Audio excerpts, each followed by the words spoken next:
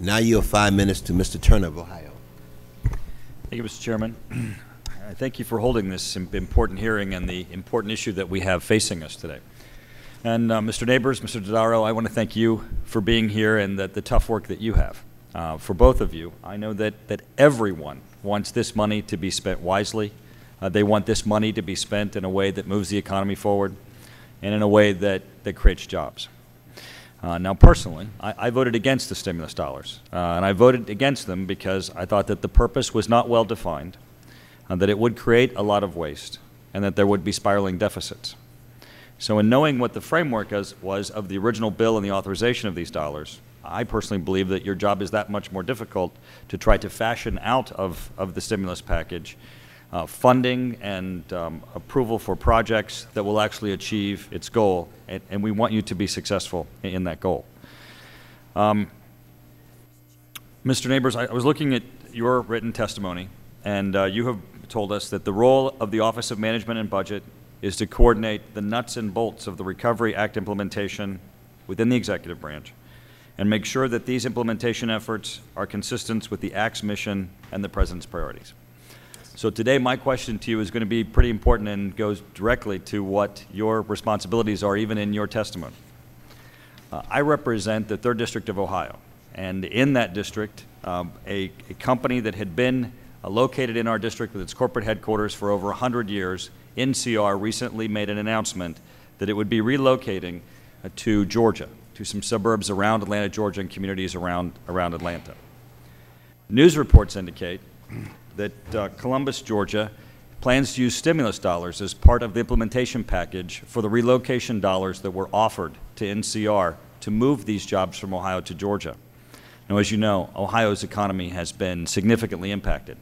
Hundreds and thousands of jobs are being lost throughout Ohio, and this corporate headquarters has 1,200 jobs that will be moving from my community to Georgia.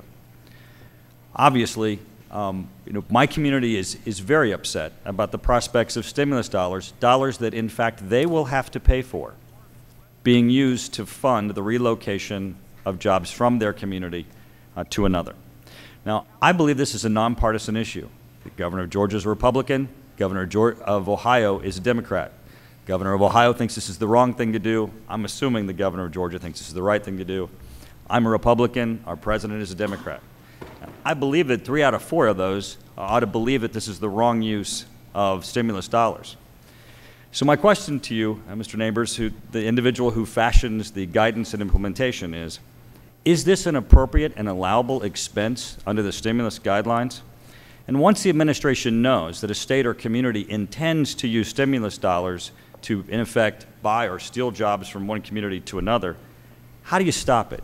How, Mr. Nabors, can you ensure the people of Ohio that their stimulus dollars, their tax dollars that they're going to have to pay back with interest, are not being used to merely move jobs from one state to another?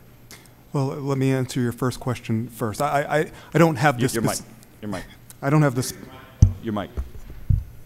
Is this better? Yeah. Thanks. I don't have the specifics on this example, but it is disturbing. Based on what you've just said, that does not sound like an appropriate use of recovery dollars. As the ranking member has pointed out, dollars are fungible, and I would like to get smarter about exactly what dollars were used to do what. With regard to your second question, but before I leave, let me say that I will follow up on this specific example. I will talk to our general counsel, and I will talk to people at OMB to find out specifically what happened in this case.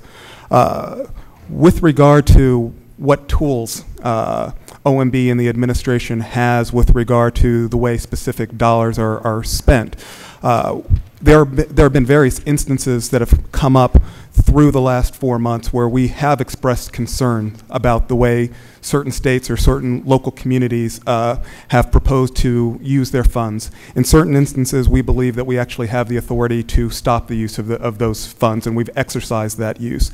In other instances, based on the existing statutes and the existing legal authorities, we've had less of an ability to stop the funds, but we've tried to make it very clear that we do not think that that is an appropriate use of Recovery Act dollars and goes against the spirit of the dollars, and I think the Vice President has been very clear in those types of instances.